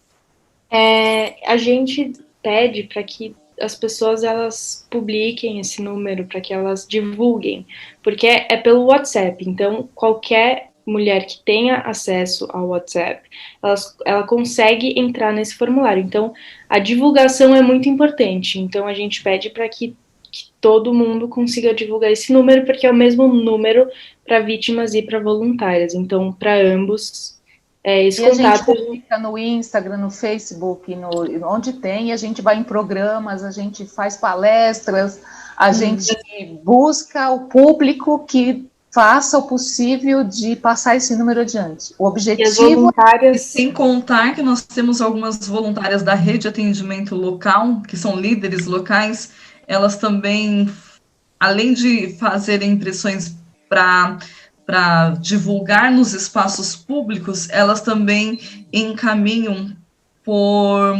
através de e-mail para redes de atendimento, para que outras pessoas também tenham acesso a essa informação dos justiceiros. E nós já estamos recebendo, como foi falado em algum momento aqui, pedidos dos próprios órgãos competentes que muitas vezes nos buscam para auxílio. Então, assim, questões de menores que às vezes precisam de um atendimento e uma orientação para casos de abuso de menor, do próprio Ministério, do CNMP, ou seja, nós temos já agora retroalimentação. Sim, eu vi que o doutor André Pinheiro chegou, não sei se ele ainda está, acho que sim, né? E ele foi muito importante para que vocês estivessem aqui hoje. Assim, repetindo, o André ainda não tinha chegado, né? Mas eu falei de você. Ele é o presidente do CLAPA, né? Que é a organização que congrega todos os institutos de psicologia analítica da América Latina. André, você gostaria de falar alguma coisa? Boa noite a todos. Fico muito contente. Boa noite, André. Né, é um trabalho que eu não conhecia e fui conhecendo cada vez mais e fui me encantando. É impressionante, em tão pouco tempo, né? Na história de uma pandemia, vocês fizeram tantas coisas e a cada dia que eu vejo o projeto está mais bem estruturado ainda. Então é um trabalho fantástico, né? Eu não sei como vocês conseguem tanta energia e atendendo tantas pessoas e trazendo alento, porque a hora que você está sendo agredido, principalmente por uma pessoa próxima, você perde todas as referências e o mundo fica muito assustador, né? Então, tendo todo esse trabalho, você se sente de novo pertencente a uma comunidade. Então, acho que é um trabalho multifacetado, né? Começa pela violência, mas vai resgatando cidadania, a sensação de que o outro pode me trazer conforto e proteção, né? E muitas coisas vão se desdobrando sobre né, as nossas mazelas sociais, as nossas carências que são enormes. Então, sempre fico cada vez mais, né, fascinado pelo trabalho que vocês estão fazendo. Então, que bom vê-las de novo e vou ver muitas vezes, né, porque eu acho que o que eu gostaria é que fosse ampliando, né, para os profissionais de saúde, psicólogos, psiquiatras que tem na SBPA, na JB, que a gente tem acesso, para que a gente possa pensar como poder se somar a vocês para ajudá-las nesse trabalho maravilhoso que vocês estão fazendo e que frutifica de uma maneira impressionante. André, eu queria te responder a primeira pergunta. Obrigado por você ter vindo, né? A Ana, maravilhosos vocês. A vítima 35, veja, nós estamos na 2.300 e pouco, né? Então, a voluntária aqui da psicologia acabou de me avisar que a vítima 35, viu, meninas? Estou avisando já ao vivo. Ela está pronta para denunciar. Ou seja, a gente não larga a mão dela. Nós não, como diz lindamente a doutora Ana Cláudia, a doutora Ivanda, que é da assistencial, elas dizem, nós somos elos de uma corrente. Então, a nossa energia vem daí, de quando uma mulher consegue se salvar, quando há uma família que consegue ser resgatada, é daí que vem a energia. E eu concordo que essa seja a primeira de muitas intervenções que a gente faça juntos, né? Eu estou muito gratificada. Quem tiver interesse de fazer algum comentário, por favor, é só abrir o microfone e fazer, porque eu vi que no chat as perguntas já foram respondidas, mas a gente está aqui para conversar. Boa noite. Boa noite. Boa noite. Eu, há muito tempo, eu já queria fazer parte de algum projeto nesse sentido.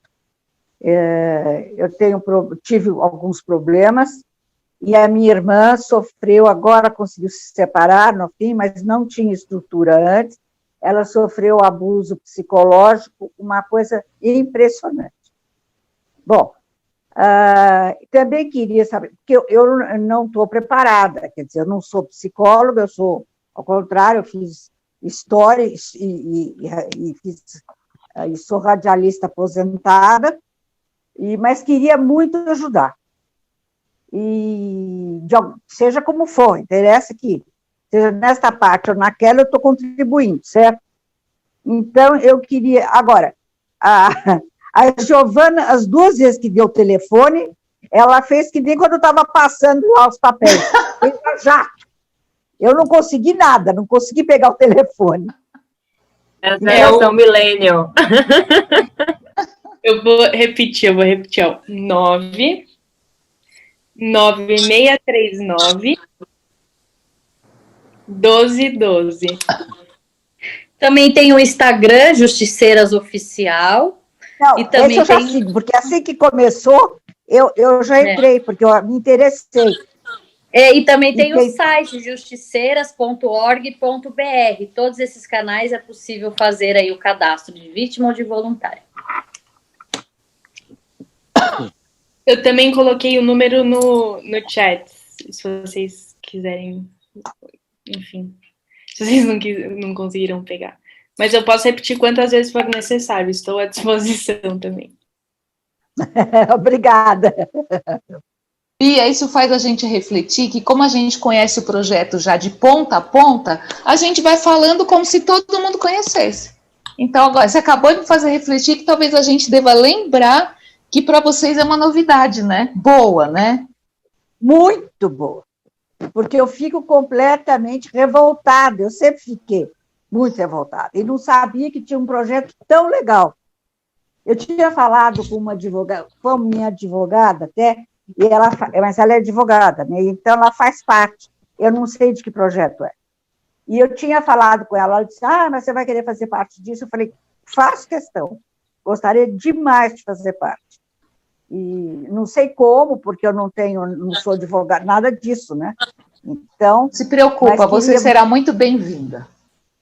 Ótimo, muito obrigada. Muito bem-vinda. Tá?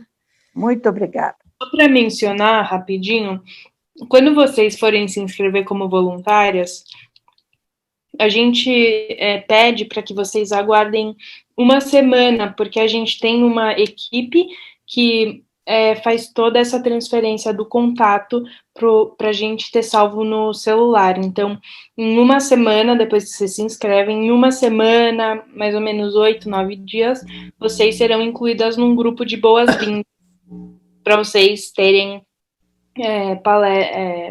para vocês entenderem, né, o que a gente explicou aqui, a gente explica para as voluntárias, para vocês entenderem como funciona o projeto. Eu nem avisei ela, porque ela tem aula, né? Mas é um projeto que ela vai adorar, chama-se Justiceiras.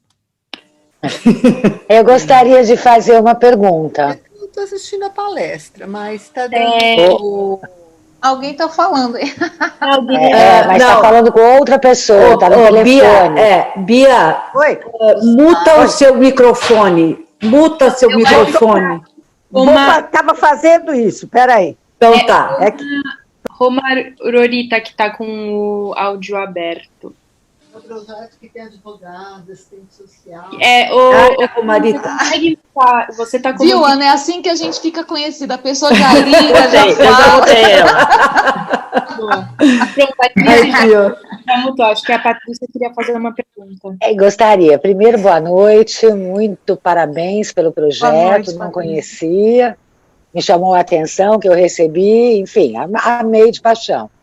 E gostaria de saber como é que vocês conseguem receber ajuda, tanto no nível municipal, federal e estadual, com uma ministra extremamente evangélica.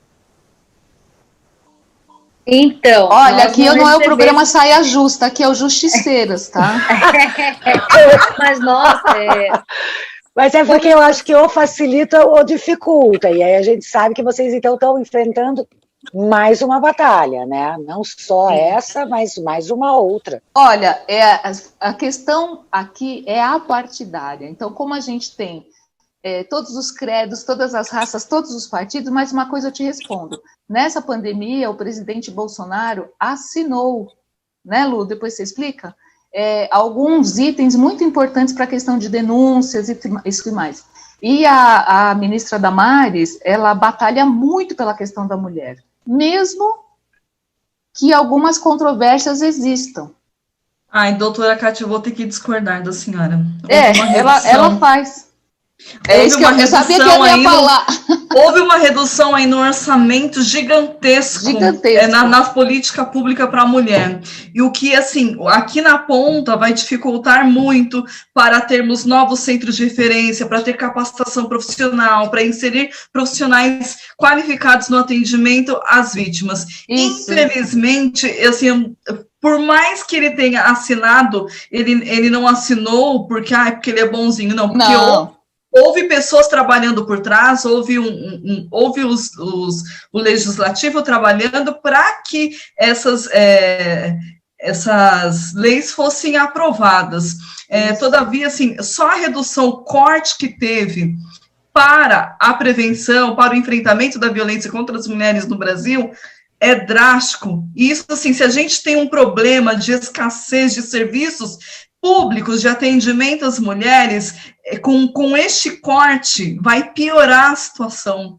E a capacitação profissional também, com pessoas que, de fato, sejam humanizadas, estejam qualificadas no atendimento, também não vamos ter, porque nós não vamos ter dinheiro para investir.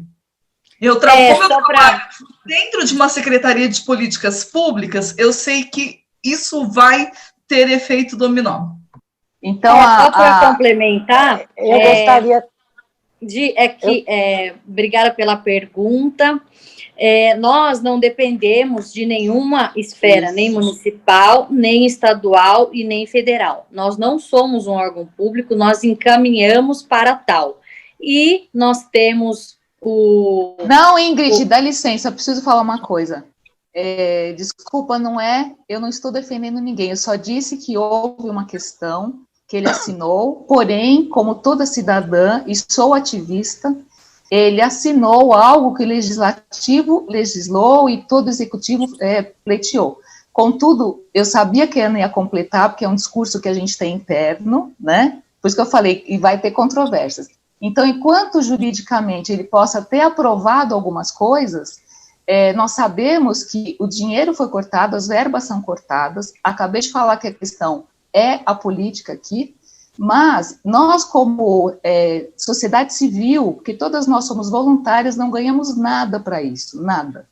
E a sociedade civil abraçou a causa. Nós estamos aqui abraçando a causa.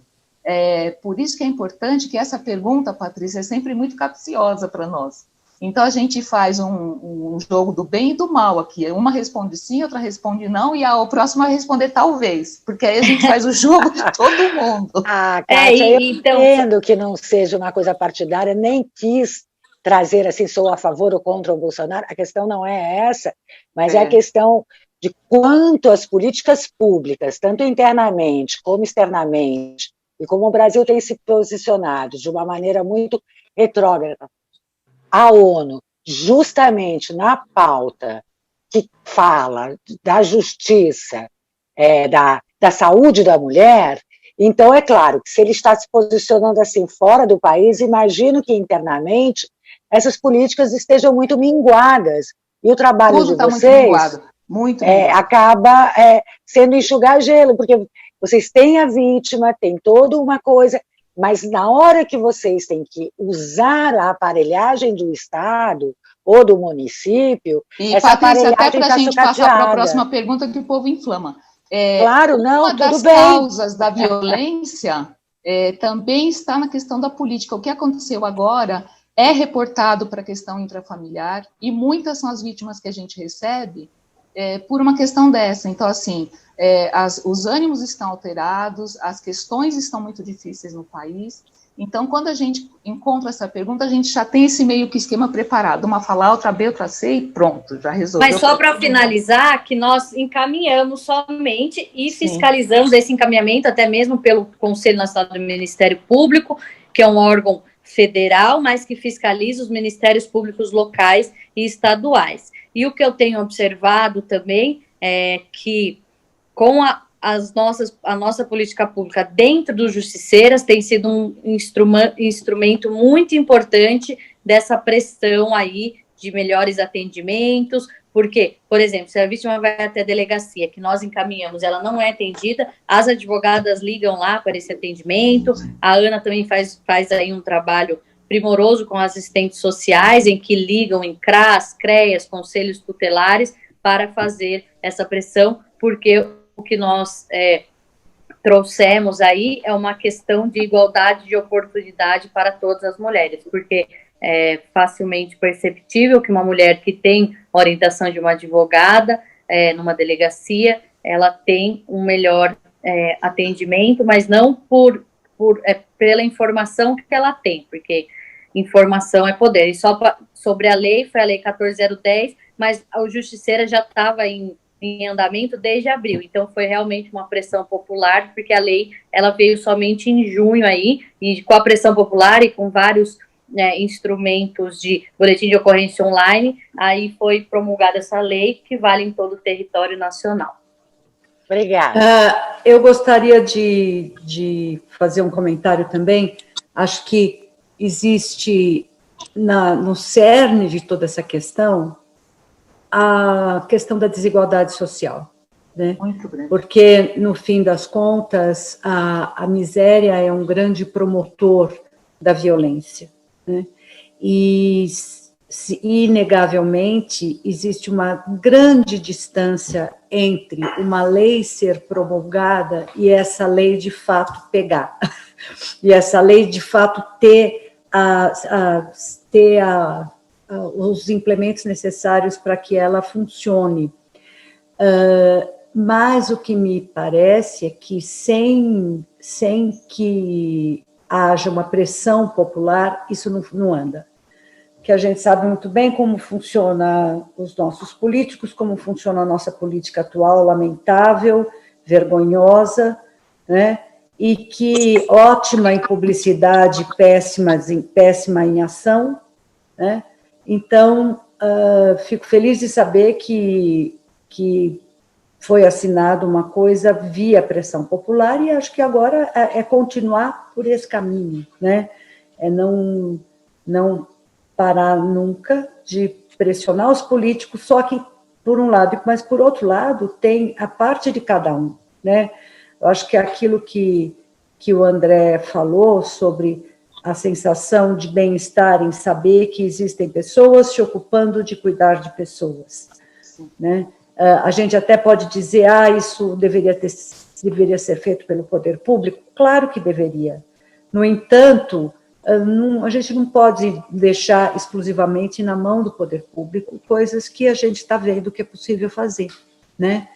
Então, acho que esse projeto vem de encontro a isso, né, a essa necessidade de um lugar de fala para quem quer ajudar, além do lugar de fala para quem está precisando de ajuda, né?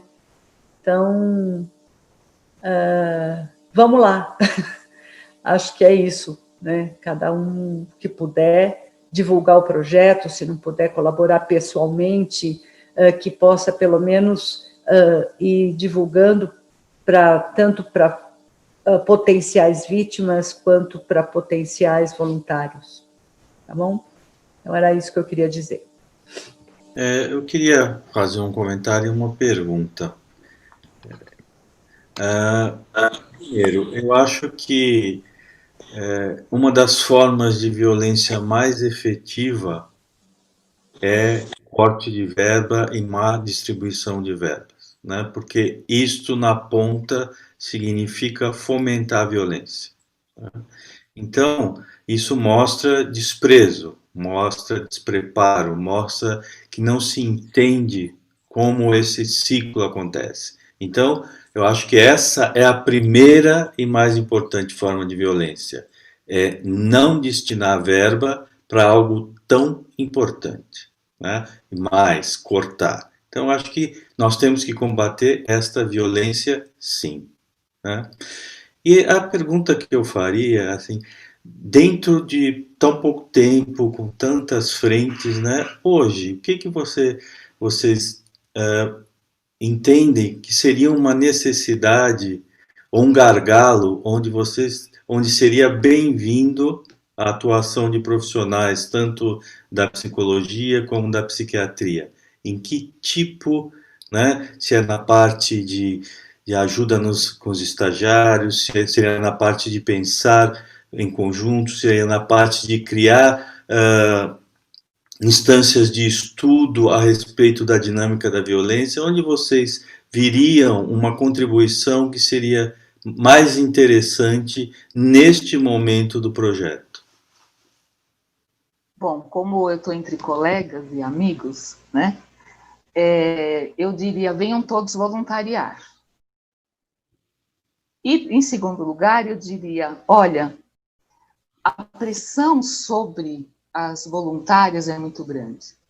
Então, muitas vezes as voluntárias chegam até nós e dizem, olha, tá difícil isso, tá difícil atender, o que eu faço com essa vítima, eu já não sei o que falar, né?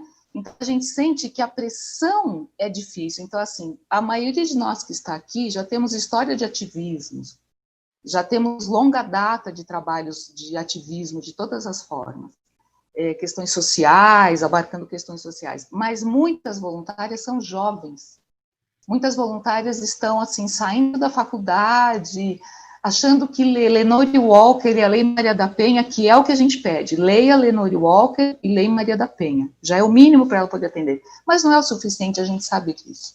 Então, acho que vocês seriam muito bem-vindos, talvez num trabalho de apoio às voluntárias, principalmente da psicologia e da assistência, que são a linha mais, a mais de frente, né, que mais conduz com a vítima. A jurídica também, né, Lu?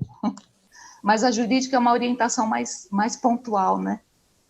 Seria o jurídico geralmente entra mais ao final, porque muitas vezes a vítima não está fortalecida psicologicamente, por isso a importância aí da liderança da doutora Kátia dentro do projeto, e dessa supervisão, né, das psicólogas aí, dessa orientação, porque em que pese muitas não trabalharem no tema, elas vêm com uma sede de ajudar, de coletividade, e nós temos aí todos os treinamentos necessários. Já tivemos aí a formação das psicólogas, com um webinário aí liderado pela doutora Kátia, em que elas puderam entender melhor como chega uma vítima de violência dentro do projeto. Mas o jurídico geralmente é a parte em que a vítima está mais em risco, ou é a parte que a gente fica mais sob pressão, porque qualquer decisão ali jurídica equivocada, a gente pode colocar em risco a vida dessa mulher.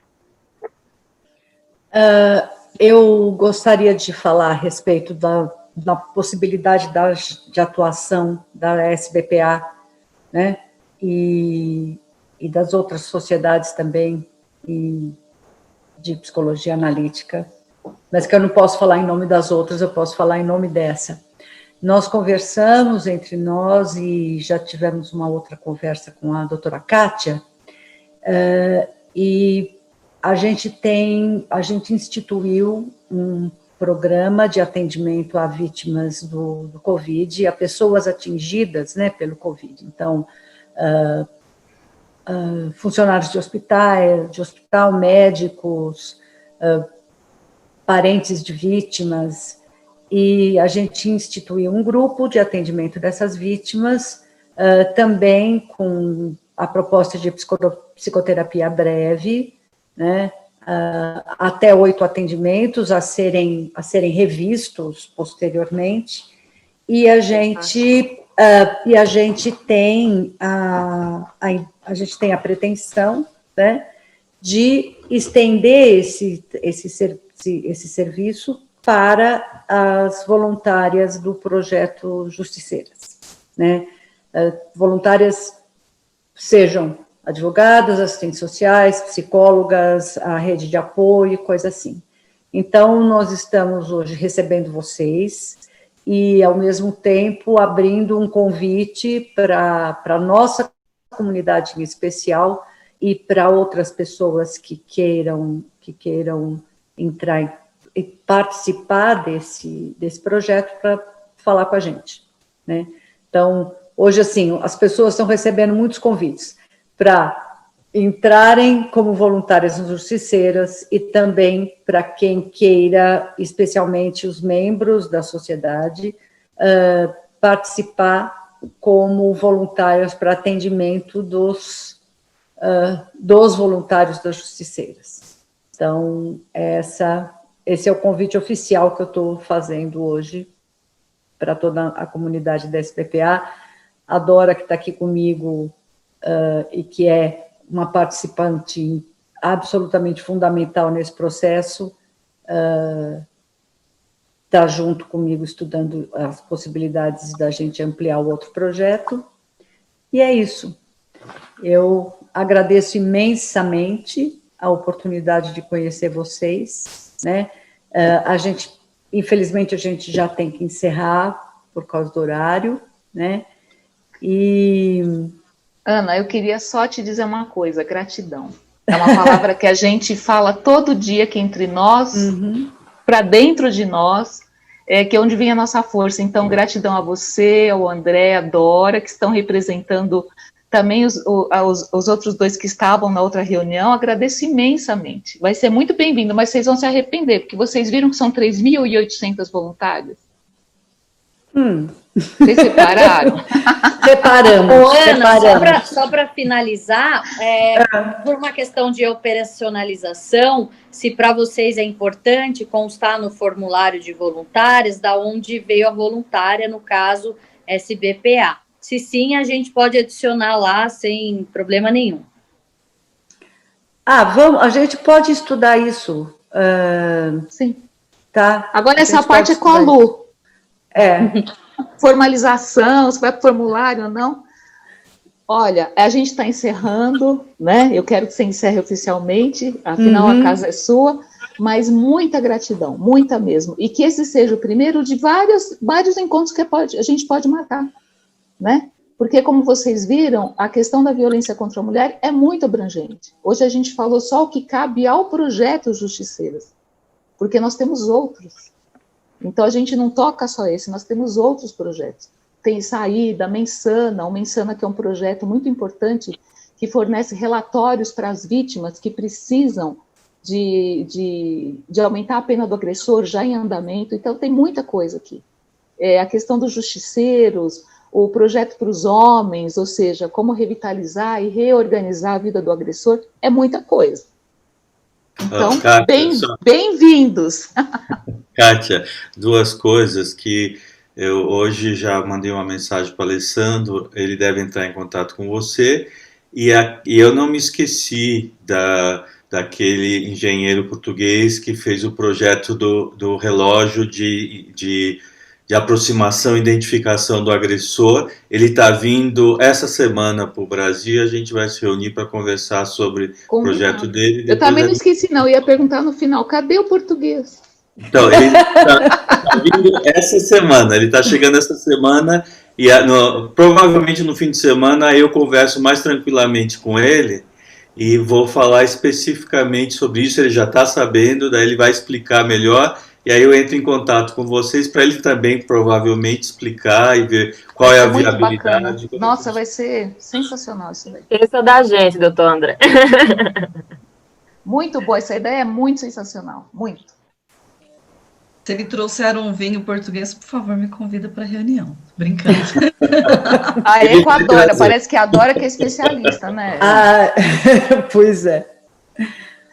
Bom, agradeço imensamente e, sim, certamente esse é um primeiro encontro, acho que temos muitas coisas ainda a conversar, e esse primeiro contato, tenho certeza que vão ter muitos desdobramentos, né? E é muito gratificante sentir que é possível fazer alguma coisa, né? De importante, de relevante para pessoas que de fato precisam. Espero que isso saia do desejo e se transforme em ação.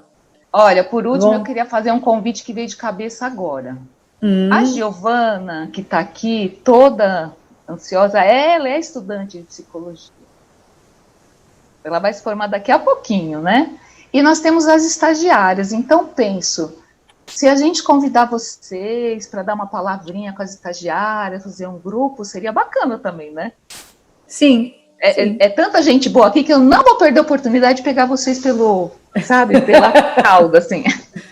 Vamos combinando muitas coisas. Vamos, por toda a amizade de vocês. Muito obrigada, boa noite a todos e todas. Boa noite. E vamos em frente. Hoje é só o primeiro dia. Gratidão. Obrigada, ficam com Deus. Obrigada. Boa noite. Boa noite. Boa noite.